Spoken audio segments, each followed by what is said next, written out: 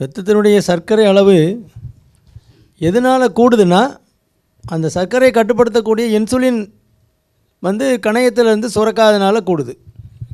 இப்போ நம்ம சுரக்காதனால கூடுது ஒன்று. ரெண்டாவது காரணம் வந்து சுரந்த இன்சுலின் சரியாக வேலை செய்ய மாட்டேங்குது. 2 காரணம். இன்சுலின் சரியாக வேலை செய்யாதனால கணையம் அதிகமான இன்சுலின் சுரக்குது.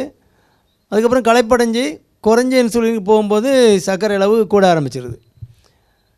இப்போ நம்ம சர்க்கரை நோயை கண்டுபிடிக்கும் போதே 50% பீட்டா செல் தான் வந்து இன்சுலின் சுரக்கக்கூடிய செல் கணையத்தில் இருக்குது. 50% செல் வந்து அழிஞ்சு போச்சுன்னு அர்த்தம். அதனால் வேலை செய்யாமல் போயிடுச்சு. அதுக்கப்புறம் தான் சர்க்கரை அளவு கூடுது, 200க்கு மேலே போகுது. அப்போ அதை என்ன பண்ணுறோம், நம்ம கணையத்தை தூண்டக்கூடிய சில மாத்திரைகள் கொடுக்குறோம். அந்த பீட்டா செல்லை தூண்டி இன்சுலின் சுரக்கக்கூடிய மாத்திரைகள் செக்ரிட்டகாக்னு சொல்லுவோம். மெட்ஃபார்மின் அப்படிங்கிற மாத்திரை வந்து சுரந்த இன்சுலின் வேலை செய்ய வைக்கும். சென்சிட்டிவிட்டிக்காக வேண்டி கொடுக்குறது. இன்சுலின் சென்சிட்டிவிட்டி, அந்த ரெசிஸ்டன்ஸ், எதிர்ப்பு தன்மையை குறைக்கிறதுக்கு. அப்போது இந்த கணையத்தை தூண்டி திரும்ப நம்ம இன்சுலின் எடுத்துக்கிட்டே இருக்கும். மாத்திரை போட்டு தூண்டி தான் இன்சுலின் ஓரளவு கொண்டு வந்து அது சர்க்கரை அளவை கட்டுப்படுத்திக்கிட்டே இருக்குது. ஒரு ஸ்டேஜ் வரும்போது இன்னும் நிறைய வித்தியாசமான கோணங்கள்லாம் சிந்தனை பண்ணி அதுக்குரிய மருந்துகள்லாம் கண்டுபிடிச்சிருக்காங்க. இப்போ கிட்னிலேருந்து சர்க்கரை, புரதம் எல்லாமே முதல்ல வந்து ப்ராக்சிமல் டியூபில் அந்த குளாமருலஸ்ங்கிற அந்த அப்பரேட்டஸில் இரத்தத்துலேருந்து பிரிஞ்சு தனியாக வந்துடுது. வந்த பிறகு ஒரு ப்ராக்சிமல் கன்வல்யூட்டர் டியூபியூல், அந்த லூப் ஆஃப் ஹென்லின்னு சொல்லுவோம், அப்படி யூ மாதிரி கீழே வந்து பிறகு அசெண்டிங், அது மேலே போகும்போது அது டிஸ்டல் டியூபியூல், அந்த கன்வல்யூட்டர் டியூபியூல் இருக்கு இல்லையா, இந்த டியூபியூலில் அந்த புரோட்டீன், சர்க்கரை எல்லாமே திரும்ப ரீஅப்சார்ப் ஆகிடுது, திரும்ப உள்ளுக்குள்ளே வந்துடுது. அந்த சர்க்கரை வந்து திரும்ப உறிஞ்சி எடுக்குது இல்லையா கிட்னி, அந்த மெக்கானிசத்தில் போய் ஒரு கை வச்சு அதை உறிஞ்சி எடுக்காமல் நீரில் விட்டுற மாதிரி அப்படி ஒரு மாத்திரை கண்டுபிடிச்சிருக்காங்க. அது வந்து ரத்தத்தினுடைய சர்க்கரை அளவை குறைக்கிறோம். அது இருதயத்துக்கும் கிட்னிக்குமே நல்லா தான் இருக்குது அப்படிங்கிற ரிப்போர்ட்ஸ்லாம் வருது. ஒரு ஸ்டேஜ் வரும்போது நீங்கள் கொடுக்குற மாத்திரை வந்து கணையத்தை தூண்டி இன்சுலின் நமக்கு தேவையான அளவுக்கு எடுக்க முடியலைங்கும்போது வெளியிலேருந்து இன்சுலின் கொடுக்குறோம். இது ஒரு டெம்பரரியாக சில ஆப்ரேஷன்களில் கண்டிப்பாக இன்சுலின் கொடுத்தா தான் புண்ணுலாம் ஆறும். காய்ச்சல் அதிகமாக வரும்போது சில மருந்துகள் உபயோகப்படுத்தும் போதெல்லாம் சர்க்கரை அளவு கூடும். அப்போ இன்சுலின் டெம்பரரியாக போடுவோம். அந்த மாதிரி கண்டிஷனில் டெம்பரரியாக போடும்போது சில மருந்துகள்னால் கூடுது, காய்ச்சல்னால் கூடுது, ஒரு இன்ஃபெக்ஷன் கிருமி தொற்றுனால் வந்திருக்கு அப்படின்னா இன்சுலின் கொஞ்ச நாள் போட்டுட்டு நிறுத்த முடியும். ஆனால் பெர்மனண்ட்டாகவே அந்த சர்க்கரை கட்டுப்படுத்தக்கூடிய இன்சுலின் சுரப்பு வந்து பெர்மனண்ட்டாகவே கணையத்தில் இல்லைன்னு வைங்க. இப்போ 50% செல் அழிஞ்ச பிறகு தான் சர்க்கரை அளவு 200க்கு மேலே போகுதுன்னு சொன்னேன். இப்போ வந்து வெறுமயத்தில் 300, சாப்பிட்ட பிறகு 450 இப்படிலாம் இருக்குன்னு வைங்க. அப்போது என்ன, அங்கே இன்சுலினை சுரக்கலைன்னு அர்த்தம். கணையம் வந்து துப்புரவாக இன்சுலின் சுரக்கலைன்னா நம்ம வந்து வெளியிலேருந்து இன்சுலின் கொடுத்து தான் ஆகணும். ஏன்னா உயிர் காக்கக்கூடிய மருந்து, எல்லா வளர்சிதை மாற்றத்துக்கும் இன்சுலின் இருக்கணும் உடலில். அதனால் அப்போ இன்சுலின் கொடுக்கும்போது அது ஒரு டெம்பரரியாக அந்த செல்கள் வந்து ஏதோ ஒரு காரணத்தினால அப்படி ஸ்டன் ஆகி நிற்கிற மாதிரி நின்று இருந்ததுன்னா திரும்ப வந்து அந்த கடுமையான ஹை குளுக்கோஸ் லெவலில், குளுக்கோ டாக்ஸிசிட்டின்னு சொல்லுவோம், அதில் இருக்கும்போது இன்சுலின் சுரக்கவும் செய்யாது, சுரந்த இன்சுலின் வேலை பார்க்கவும் செய்யாது. குளுக்கோ டாக்ஸிசிட்டி அதெல்லாம் கரெக்டாகி நீங்கள் வெளியிலேருந்து இன்சுலின் போடும்போது நல்லா ஆகி கொஞ்சம் செல்கள் வந்து திரும்ப தளித்து வந்து கொஞ்சம் இன்சுலின் கொடுக்க ஆரம்பிச்சிட்டுன்னா நீங்கள் வந்து இன்சுலின் டோஸை குறைக்க வேண்டியிருக்கும். அப்படி ஒரு அளவுக்கு கீழே குறையும் போது நீங்கள் மாத்திரைக்கு மாற்றி பார்க்கலாம். அது வந்து ஒரு 10-20%, 25% பிறகு அப்படி மாறுவதற்கான வாய்ப்பு இருக்குது. மீதி 75%க்கு வந்து நீங்கள் இன்சுலினை குறைக்கும்போது சர்க்கரை அளவு கூட்டிக்கிட்டே போகும். இன்சுலின் போட்டால் தான் கண்ட்ரோல் இருக்கும். நமக்கு வந்து கண்ட்ரோல் தான் முக்கியமே தவிர இன்சுலின் ஒரு மருந்தே இல்லை. நம்ம உடலில் இன்சுலின் சுரக்கலை, அதை நம்ம வெளியிலேருந்து உள்ளே கொடுக்குறோம், அவ்வளோதான். இப்போது அது ஒரு குறைபாடு, அவ்வளோதான். இன்சுலின் குறைபாடு வெளியிலேருந்து கொடுக்குறோம். அதனால் அது கண்டிப்பாக லைஃப் லாங்காக கொடுத்து தான் ஆகணும். லைஃப் லாங்காக கொடுத்தீங்கன்னா லாங் லைஃபாக இருக்கலாம், அவ்வளோதான். இல்லைன்னா ஆயுசு கட்டை. சர்க்கரை அளவு கூடும்போது இரத்த குழாய்களுக்குள்ளே உள்ளக்குள்ளே டேமேஜ் பண்ணிடும். அதனால தான் ஹார்ட் அட்டாக்கு, பக்கவாதம், கிட்னி ஃபெயிலியர் இதெல்லாம் வருது, இரத்த குழாய்கள் பழுதடைகிறதுனால. ஏன்னா ரத்தம் ஓடுறக்கூடிய நாளத்தில் ரத்தம் தானே ஓடணும், சர்க்கரை தண்ணி ஓடினா எல்லாம் டேமேஜ் ஆகி போகல. அதனால் கட்டுப்பாட்டுக்குள்ளே வைக்கணுன்னா ஒரு ஸ்டேஜ் வரும்போது இன்சுலின் போட்டு தான் ஆகணும். காலையிலையும் நைட்டுமாவது 2 வேளையாவது போடணும். அட்லீஸ்ட் ஒரு தடவையாவது போடணும். மற்ற நேரங்களில் மாத்திரை வச்சுட்டு ஒரு வேளையாவது போடணும்.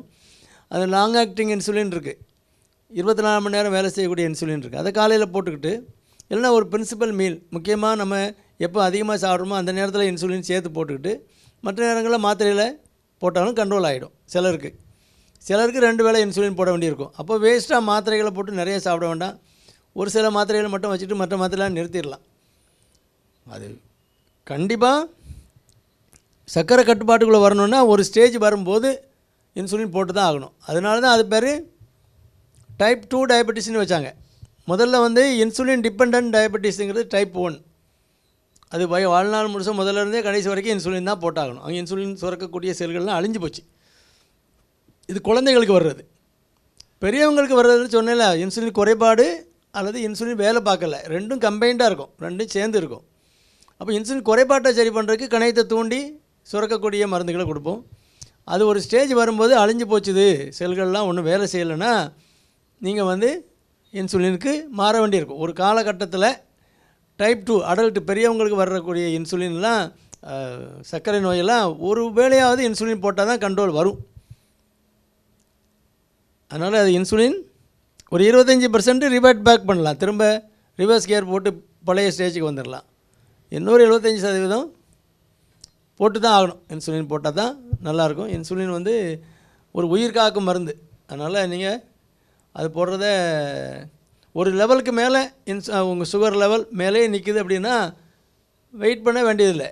டாக்டர் அட்வைஸ் படி நீங்கள் வந்து இன்சுலின் போட்டுக்கலாம். சர்க்கரை அதிகமாக இருக்கும்போது தான் பாதிப்பு வருமே தவிர, சர்க்கரை கட்டுப்பாட்டுக்குள்ளே வைக்கிறோம்ல, இன்சுலின் வந்து உடலில் சுரக்கிறது தானே, ஒரு சுரக்கக்கூடிய ஹார்மோன் தான். அது நீங்கள் சுரக்கலை, அதனால் வெளியிலேருந்து கொடுக்குறீங்க. அது எப்படி டேமேஜ் பண்ணும்? இன்சுலின் அளவு ரொம்ப கூடுதலாக போடும்போது நீங்கள் வாக்கிங்லாம் போகாமல் இருந்தீங்கன்னா, வாக்கிங் போகலை, ஃபிசிக்கல் ஆக்டிவிட்டி துப்புரவாக இல்லை, சாப்பிட்டு இன்சுலின் போட்டுட்டு அங்கனே படுத்துருக்கீங்கன்னா, இன்சுலின் எதிர்ப்பு தன்மை கூடுதலாக இருக்கும். உடலில் இன்சுலின் எதிர்ப்பு தன்மை அதிகமாக இருக்கும். பாதி இன்சுலின் தான் வேலை பார்க்கும், மீதி இன்சுலின் வந்து சும்மா சுற்றிட்டு அலையும். அந்த மாதிரி ஹைப்பர் இன்சுலினீமியா, ரத்தத்தில் அதிகமான சர்க்கரை அளவு அந்த இன்சுலின் அளவு இருக்கிறதும் டேஞ்சர். அதுதான் வந்து டேஞ்சர்லாம் கிடையாது, அது கொஞ்சம் நிறைய கெடுதல்கள் உண்டு பண்ணும், ஹைப்பர் இன்சுலினீமியா. அதனால் ஃபிசிக்கல் ஆக்டிவிட்டீஸை மஸ்ட்டு. நீங்கள் வந்து வாக்கிங் போகணும் அல்லது ஒரு சைக்கிளிங் போகணும், ஏதோ ஒரு ஏரோபிக் எக்ஸசைஸ் அரை மணி நேரத்துக்கு நீங்கள் டெய்லி நடந்து உடலை வந்து அந்த தசைகளுக்கெல்லாம் வேலை கொடுத்து வச்சுக்கிட்டோன்னா இருக்கிற இன்சுலின் ஒழுங்காக வேலை பார்க்கும். அப்போ எவ்வளோ இன்சுலின் தேவையோ அதை போட போகிறோம். இன்சுலின் வந்து சுரக்கலை, அதனால் வெளியிலேருந்து கொடுக்குறோம், அவ்வளோதானே தவிர அது வந்து ஒரு சைடு எஃபெக்ட்லாம் பிரமாதமாக ஒன்றும் கிடையாது. அது வந்து நீங்கள் உணவு சரியான அளவுக்கு எடுக்கலை, அதே இன்சுலின் போடுறீங்க, அதே அளவில் போடுறீங்கன்னா லோ சுகர் ஆயிரும். உணவுக்கும் கார்போஹைட்ரேட் எந்த மாவு பொருள் எடுக்கிறீங்களோ அதுக்கும் நீங்கள் போடுற இன்சுலினுக்கு தான் மேட்ச் ஆகும். இப்போ ஒரு 3 இட்லி எடுக்கிறீங்கன்னா 25 யூனிட் போடுறீங்க. திரும்ப இடைவேளை உணவு பண்ணி 11 மணிக்கு ஏதாவது லைட்டாக சாப்பிட்டுக்கிறீங்க, ஒரு ஆப்பிளோ அல்லது ஒரு பயிர் வகைகள், ஒரு சுண்டல் ஏதாவது சாப்பிட்டுட்டு காஃபி பால் எதுவும் குடிச்சிக்கலாம். இந்த மாதிரி பண்ணுறீங்க. அப்போது இந்த இது ஒரு சாப்பிட்றீங்க. ஒரு நாளைக்கு என்ன பண்ணுறீங்க, எனக்கு பசியே இல்லை, ஒன்றும் வேண்டாம், ஒரு இட்லி மட்டும் கூட, ஒரு இட்லி சாப்பிட்றீங்க. ஆனால் அதே 25 யூனிட் இன்சுலின் போட்டிருக்கீங்க. அப்போ வந்து சர்க்கரை அளவு ரொம்ப குறையும். ஏன்னா இந்த மாவு பொருளும் அதுதான் மேட்ச் ஆகும். நான் சொன்னேன்ல, கார்போஹைட்ரேட் மாவு பொருள் தான் குளுக்கோஸாக மாறுது, குளுக்கோஸ் லெவலில் கூட்டுது. அப்போ அதுக்கு மேட்ச் ஆகிற 3 இட்லிக்கு மேட்ச் ஆகக்கூடியது ஒரு இட்லிக்கு மேட்ச் ஆகுமா? அப்போ வந்து சீக்கிரமே சுகர் லெவல் குறைஞ்சி கீழே வந்து ஒரு 12 மணி 1 மணி நீங்கள் சாப்பிட போகும்போதுனால லோ சுகர் ஆகிடும். 100 வரும், நீங்கள் 90 வரும், 80 வரும், 70 வரும்போது பதட்டம் கொடுத்துரும், கை காலெலாம் நடுங்கும், வேர்வை அதிகமாகும், சில மயக்கம் போட்டு விழுந்துருவாங்க, பண்ணி எப்படி போயிடுவாங்க.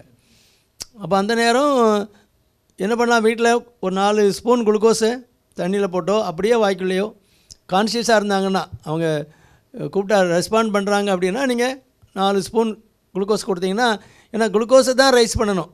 நீங்கள் பழமோ கடலை மிட்டாயோ ஸ்வீட்டோ சாக்லேட்டோ கொடுத்தா அது வயிற்றுக்குள்ளே கரைஞ்சி எந்த ஒரு காம்ப்ளெக்ஸ் கார்போஹைட்ரேட் அதெல்லாம் திரும்ப குளுக்கோஸாக மாறி திரும்ப ரத்தத்தில் கலந்து அதுக்கு டைம் ஆகும். குளுக்கோஸ் உடனே கூடணும்னா குளுக்கோஸ் தான் கொடுக்கணும். 4 ஸ்பூன் குளுக்கோஸை அள்ளி போட்டு உடனே கொடுத்தீங்கன்னா டக்குனே ஒரு 5 நிமிஷத்தில் எழுந்துருவாங்க. அதுக்காண்டி திரும்ப லோ சுகர் ஆன உடனே ஒரு சாப்பிடணும் போல் இருக்கும். அதனால் அதை கொடுத்து இதை கொடுத்து எல்லாத்தையும் கொடுத்தீங்கன்னா 1 மணி நேரம் கழிச்சு பார்த்தீங்கன்னா 350 நிற்கும். அது ஒரு அளவோடு கொடுக்கணும். இல்லை அவங்க கான்ஷியஸாகவே இல்லை மயக்கமாகவே இருக்காங்க, ஒன்றும் உணரே இல்லைன்னா நரம்பில் குளுக்கோஸ் போடணும். அது உடனே ஆஸ்பத்திரிக்கு ஷிஃப்ட் பண்ணி இந்த மாதிரி அவங்க சரியாக சாப்பிடலை, இன்சுலின் அதே போட்டாங்க, இல்லை மாத்திரை அதே போட்டாங்க அப்படின்னா சுகர் பார்த்தா 38, 48, 58 இப்படி இருக்கும். ஒரு கொஞ்சம் குளுக்கோஸ் போச்சுன்னா போயிட்டு இருக்கும்போதே அப்படியே முடிச்சு பார்ப்பாங்க. அப்படியே பார்த்துட்டு எங்கே இருக்கேன் என்ன ஆச்சும்பாங்க. நம்மகிட்ட நம்ம தான் அவங்ககிட்ட கேட்கணும் என்ன ஆச்சுட்டு. சாப்பிட்டீங்களா காலையிலன்னா, இன்றைக்கி எனக்கு பசியே இல்லையே, நான் சரியாக சாப்பிடலை. இன்சுலின் போட்டிங்களா? அது கரெக்டாக போட்டேனே. கரெக்டாக போடக்கூடாது. இந்த மாதிரி உடம்புக்கு நல்லா இல்லை சாப்பிட முடியலன்னா என்ன பண்ணணும், சாப்பிட்ட பிறகு இன்சுலின் போட்டுக்கலாம், ஒன்றும் தப்பே கிடையாது. கொஞ்சம் டைம் எடுத்து சுகர் கண்ட்ரோல் ஆகும். நீங்கள் ஒரு இட்லி தான் சாப்பிட்றீங்கன்னா 25 போட்ட இடத்துல 10 போட்டுக்கலாம், இல்லை 15 போட்டுக்கலாம். அதுக்கு வேண்டி 10 போட்டு அழைக்கூடாது, 10 யூனிட்டு. அதான் டோஸை குறைச்சிக்கணும், இட்லிக்கு தகுந்த மாதிரி மேட்ச் பண்ணிக்கணும். என்ன இட்லியோ அதுக்கு தகுந்த மாதிரி மேட்ச் பண்ணிக்கிட்டேன்னா சரி. மாவு பொருள் தான் டைரக்ட்லி அதுக்கு தான் இன்சுலின்.